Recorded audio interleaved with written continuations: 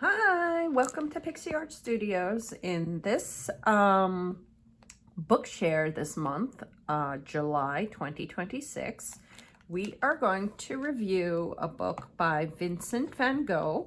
It's called Vincent, A Complete Portrait, and it's all of Vincent van Gogh's self-portraits with excerpts from his writings, and it was written by Bernard Denvere. And in this little book, we see many paintings by Vincent van Gogh. And he was born in 1853, March 30th, and he died in 1890. Here's a nice portrait of Vincent van Gogh at age 19. And this book is on the works between 1885 and 1889, the 4 years where he made more than 40 self-portraits. And this book has most of the self-portraits that he made. I think all of them, actually. And in the beginning of the book, we see some of photos of Vincent van Gogh as a teen. Here he's 13. Here he's older, a young man. What we also notice is that he went to Antwerp Academy, as we see here, by some of the drawings that he did. And Vincent van Gogh later suffered from syphilis due to rapport with prostitutes, and he suffered that for most of his life, and he was treated for it, but he still suffered from it. And on this page, we see Vincent van Gogh, a self-portrait of himself, and we see that he was starved as a painter. He was starving, but he still painted. He still had money for paints because he spent all his money on paints instead of eating. And he went in 1886 to Paris, as we see, from this portrait. And we see an influence of the painter Rubens with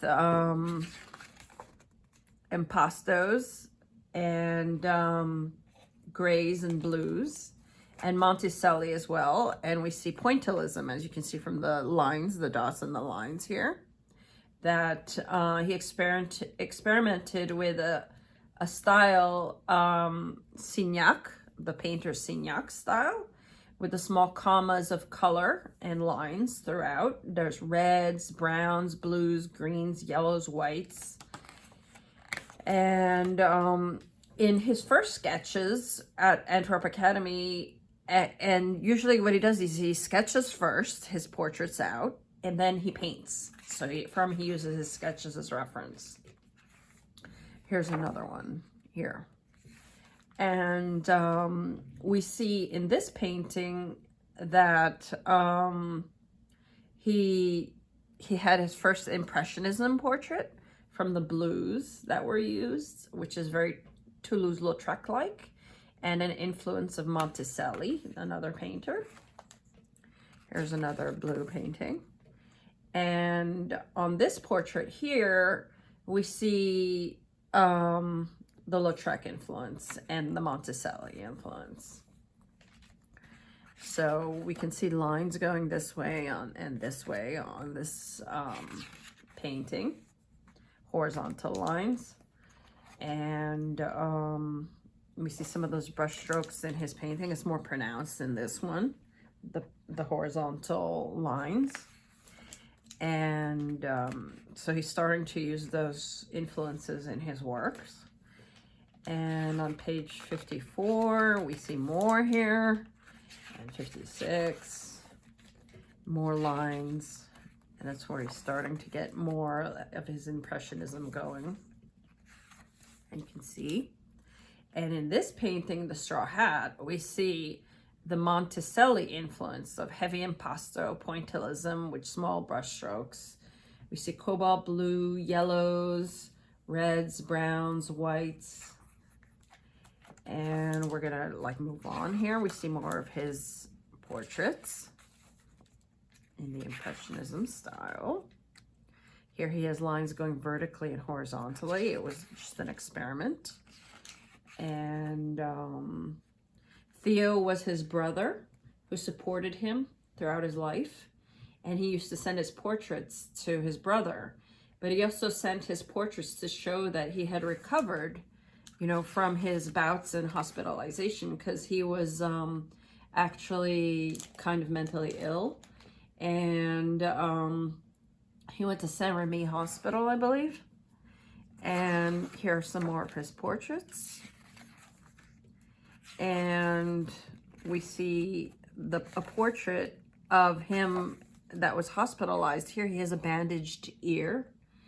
And he sent this one to Theo to show him that he was doing better. So he uses his portraits because at the time there was no internet and, you know, there weren't emails and things like that. So obviously, you know, you had to use snail mail, and he would send his portraits to his brother as a testimony to his getting better. And we see more of his portraits here. Here we see the Impressionism style. And here he sent this portrait to his mom, where he's youthful, like you don't see his beard, you don't see a hat, he has short hair and it's cut like where he looks younger. And it's meant for him to not look sickly like he did at the time, because he had lost a lot of his teeth and things like that, and he looked kind of haggard. But he sent a portrait of him to his mom the way he used to look when he was younger, to try and get her to believe that he was doing well.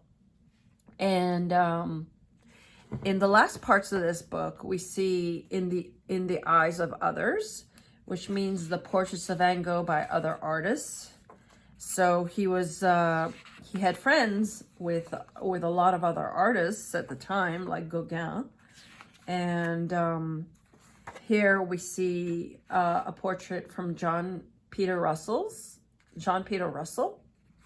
and another one by Toulouse-Lautrec, and another one by Paul Gauguin, who was his friend at the time, who he tried to go with him to, I believe, Arles, and if I'm not mistaken, and another by Lucien Pizarro.